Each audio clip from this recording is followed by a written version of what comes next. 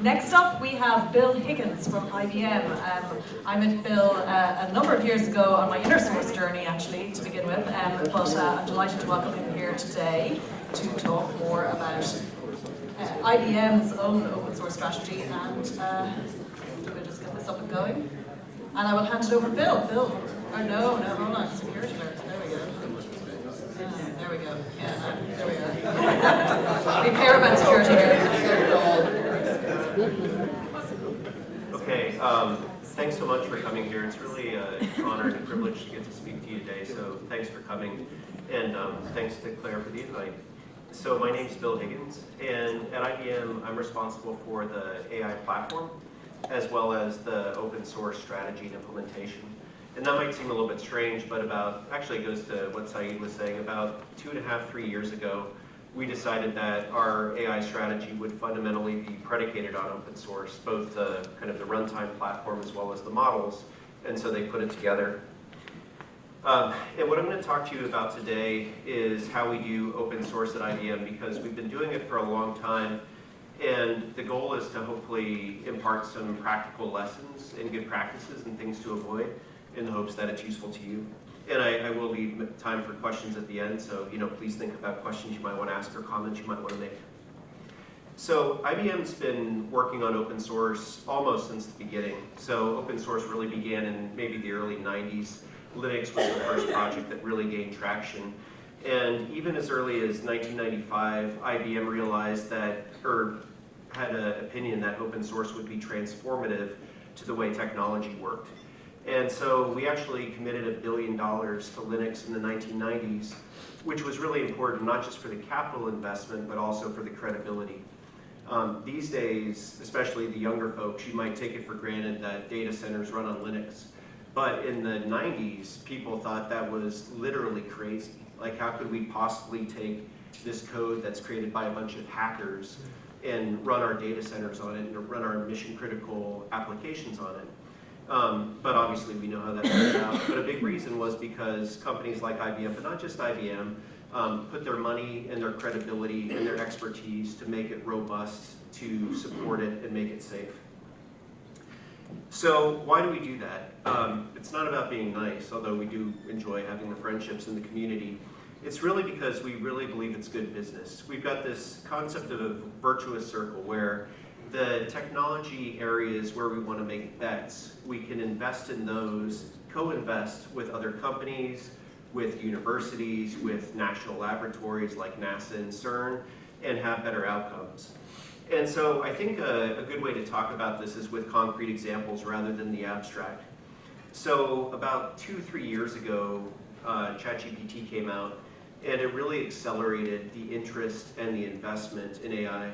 We actually committed to an AI platform strategy in 2019, about 3 years before ChatGPT, because we believed that eventually all applications would infuse AI to be more capable. And then when ChatGPT came along, it really accelerated that. But the reason that we decided to bet on open source was because we thought it would play out a lot like Linux. Again, for people who are old enough to remember this, you know the story. If you're young, this might be new. But before Linux became the dominant operating system in the data center, there were a few proprietary leaders like Microsoft Windows, like various proprietary Unixes, but eventually Linux came in and an ecosystem, open source ecosystem, grew up around Linux. And so we said, we think the same thing will happen with AI, but let's try to make it go faster. And so what we started to do is, just like in the past we made big bets on Linux, big bets on Kubernetes, we started looking at the open source ecosystem and said, which of these communities might really become gain traction and become de facto standards? So if we think back to the cloud time period, Kubernetes today people may take for granted as the de facto standard cloud orchestration software.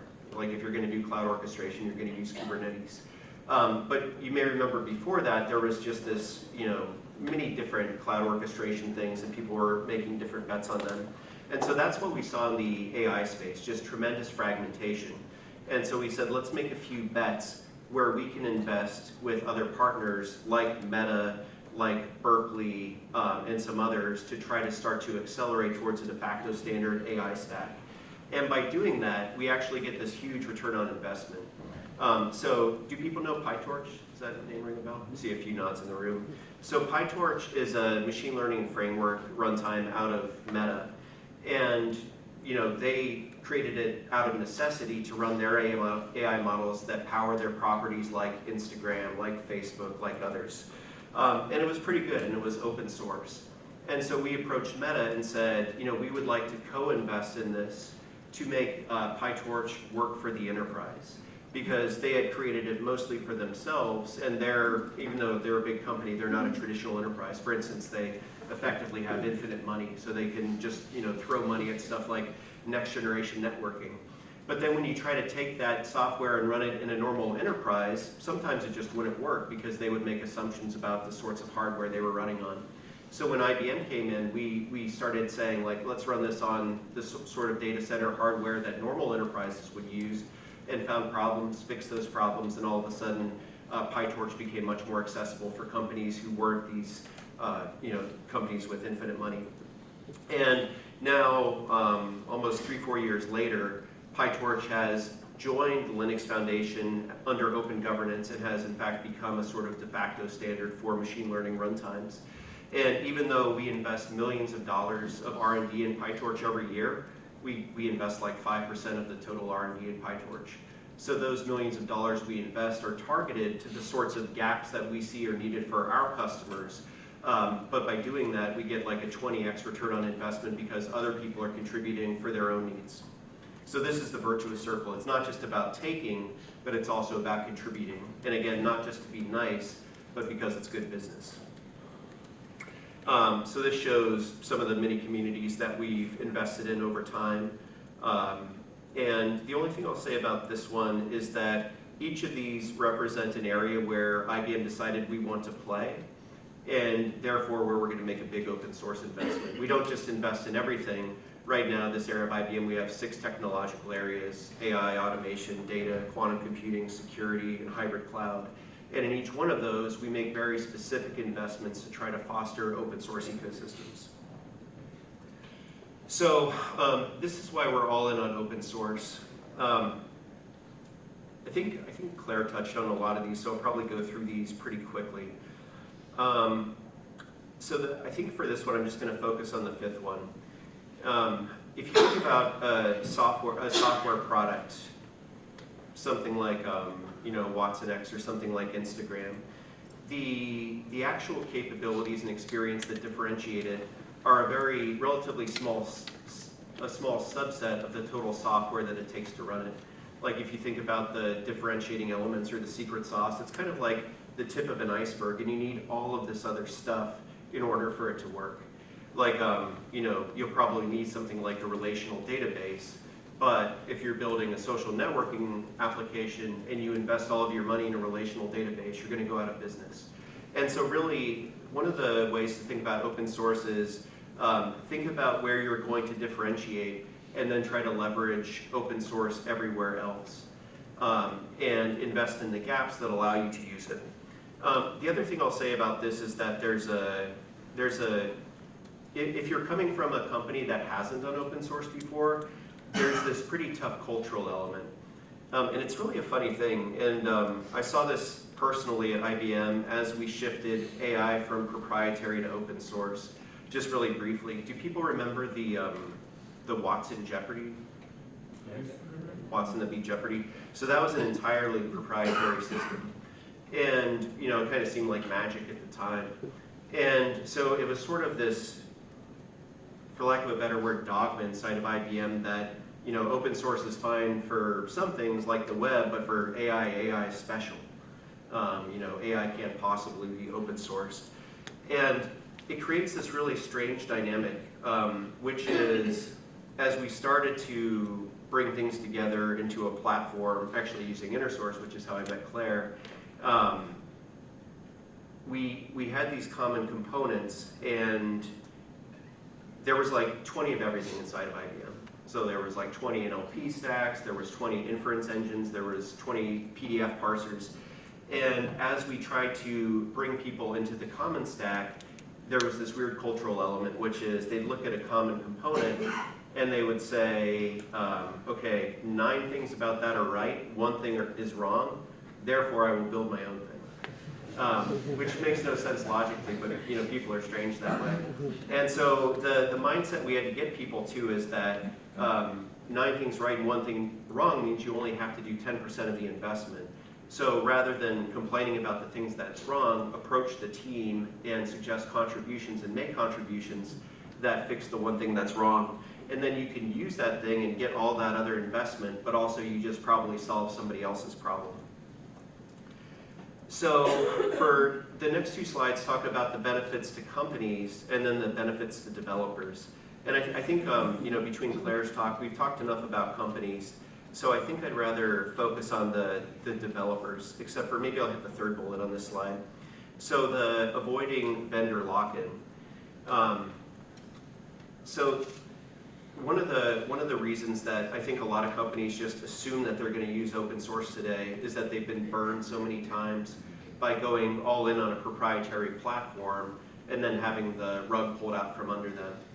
And so one of the nice things about open source, especially open source under open governance, which I'll get to in a second, is that you tend to see this coalescing around open APIs and a community around the implementation. And so, number 1, you're not beholden to the whims of one company.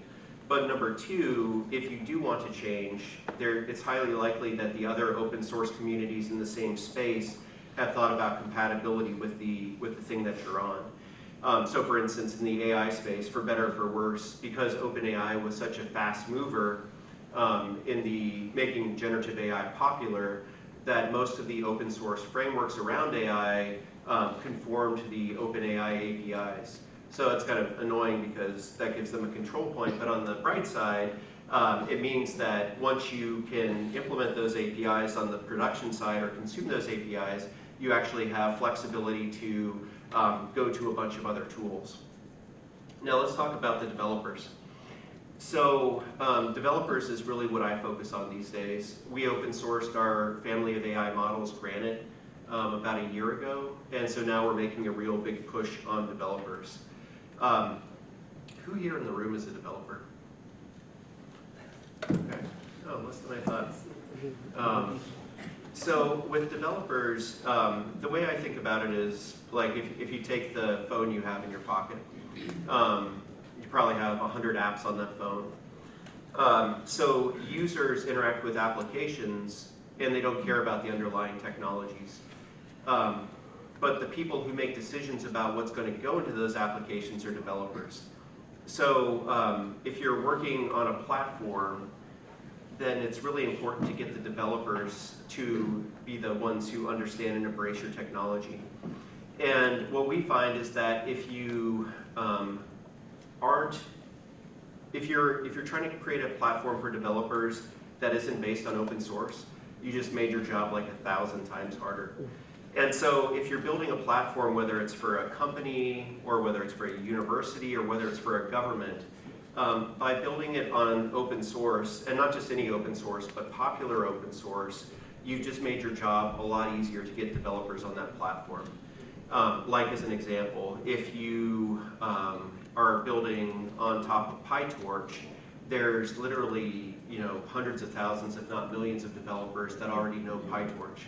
So you've made it much easier for your developer community to access that versus trying to give them a different proprietary API where you have to convince them, first you have to learn how to use this, and then you can get value out of our platform.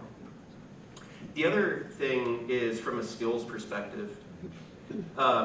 Developers, ultimately their currency for employment, for upward mobility, is the skills that they have and the reputation that they have. And so probably the best way to build your reputation quickly is to make valuable contributions to vibrant open source communities. I have to say, so I live in a big neighborhood in the US, and when kids come to me and ask me what should I do from a professional point of view, like if they're going to get into technology, their parents tell them, oh, you should try to go to MIT or you should try to go to Harvard. And what I say is, I don't want to disagree with your parents, but you'd be much better off contributing to PyTorch or contributing to Kubernetes, because a lot of companies don't even look at degrees anymore. But what they do look at, what they will look at is contributions to a vibrant open source community. Because if you do that, you prove, number one, you've got the technical chops, but number two, you're able to collaborate with other people in open source ecosystems. So I know quite a few people whose day jobs have come because they got really interested in the community out of personal interest, made strong contributions there, and then one of the organizations that was making major investments in the community said, hey, Joe is an amazing contributor, why don't we try to hire him for IBM, or pick your company. And so what we always try to do is make the developers the heroes. So invite them to conferences, make a big deal about the work that they do, because it creates another virtuous circle. Okay, so now here's an important lesson. Never tell your best joke to Claire.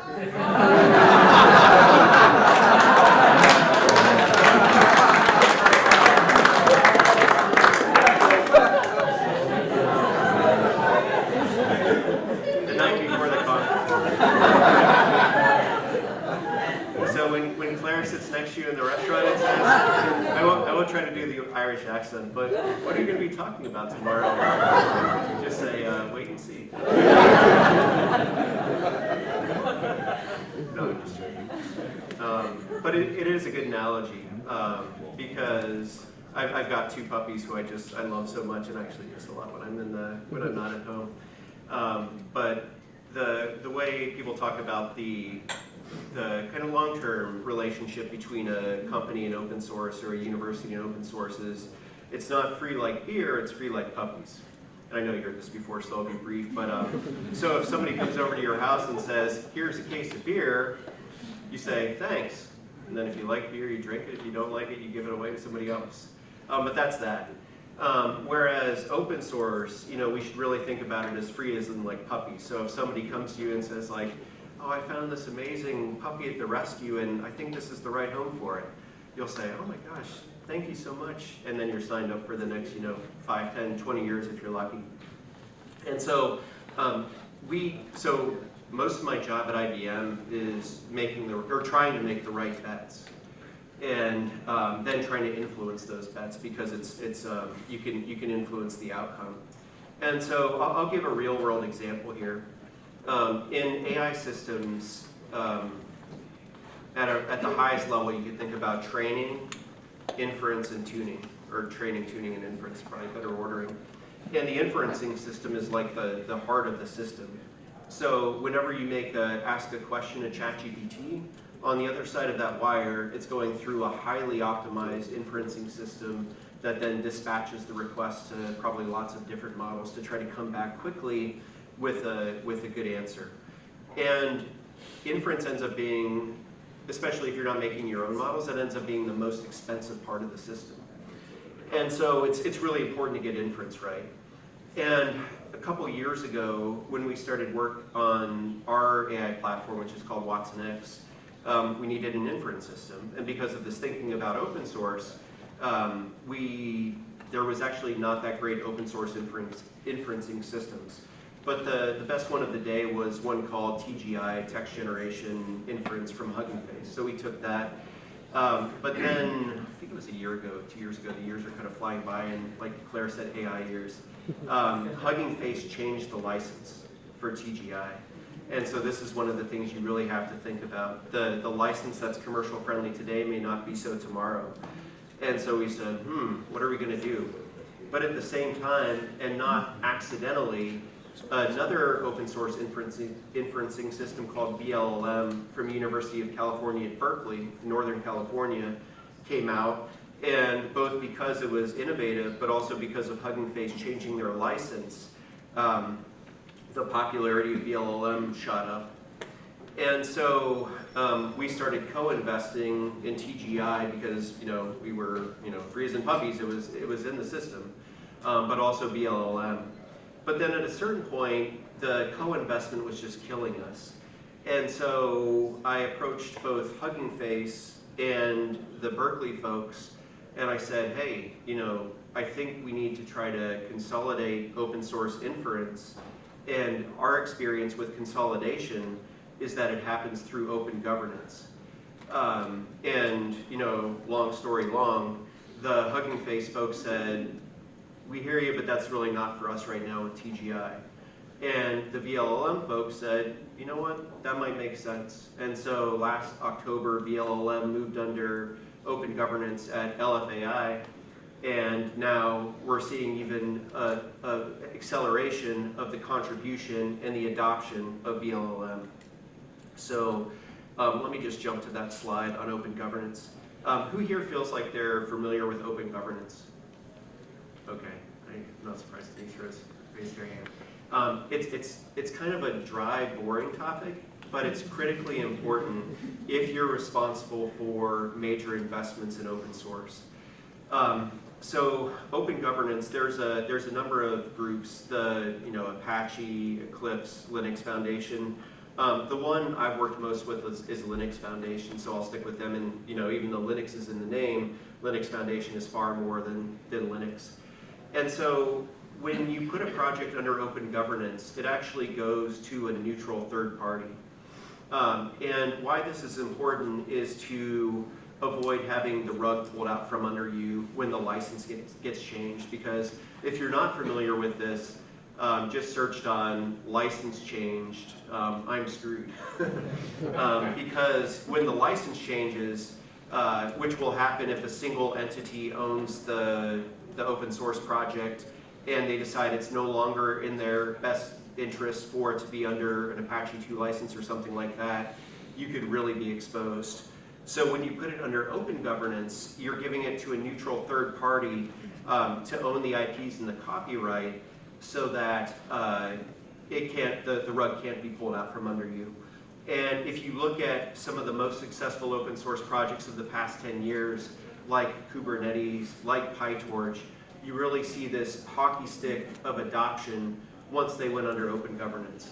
And the reason for that is if you think about that virtuous circle from the beginning about consumption and contribution, if it's governed by a third party who has a reputation for being a good steward, then it dramatically reduces the risk as an adopter, and it dramatically reduces the risk as a contributor. And so the reason we wanted VLLM under open governance so much was so that we could get other companies who were kind of like half committed to VLLM to go all in, and both on the consumption and contribution side. And indeed, that's what we've seen. So the ideal case is if you're a decision maker who gets to decide which open source communities you're going to bet on. If there's a vibrant one under open governance, that's the easy answer. If there's not, you have to make bets. But if you're in the position that you can nudge those people towards open governance, you'll thank yourself later, and a lot of other people will thank yourself. All right, just really briefly on eminence. So if you're an individual contributor in the room, open source can be a great way to kind of build your personal brand, which is good for upward mobility, vitality, etc. And so this is a picture of a colleague of mine named Brad Topol, who's frankly much more of an external presence than I am. I actually don't talk publicly that much, but when Claire asks, the answer is yes. But so a lot of people really, they make themselves much more valuable as a professional through the eminence. And this shows a bunch of pictures of Brad on stage. But you can, if you're not that much of an extrovert, or if you're not comfortable with public speaking, you can also gain eminence through really great code contributions. These are some of the books that Brad wrote. Okay, do I have time? I don't think I have time to go through all of these and questions. I got 5 minutes left. So let me do a lightning round through best practices. I'm sure Claire will share the charts so you can read these later. Be nice and courteous. Probably not such an issue for Irish people, but for American people, this is something we have to tell them. You're a member of a community. Act like you're walking into somebody's house and don't immediately tell them, "I don't like your curtains." Don't be a talker, be a doer and a good observer first. So probably you've heard the saying before, but code talks a lot better than complaining. Don't flaunt your title or education. Just a funny story on this one.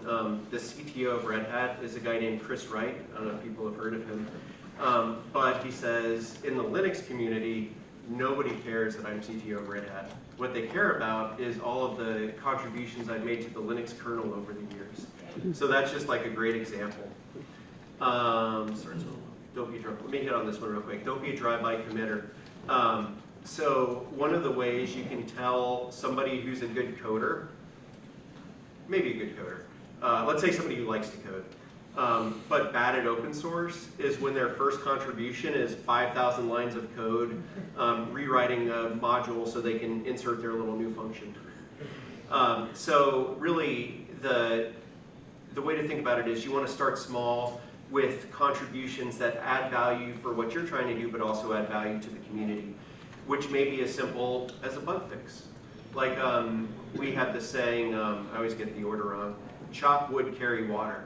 So when we join a community, it means, I saw a popular expression, it means intentionally do the things that aren't glamorous to build credibility and trust with the community. So when we join a community, we might literally just say, what's kind of painful about getting started with this? Oh, the documentation isn't that good. Now, having the documentation great for IBM probably isn't that important because we'll get 20 people trained up on it really good. But by improving the documentation, we can start to build credibility with the community.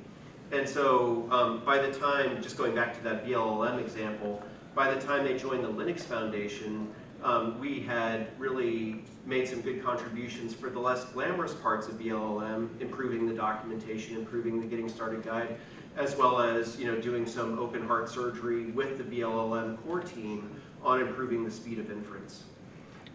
There's a couple more, but I think I want to save time just for a few questions in case there are any. So does anyone have any questions? You can ask me about anything.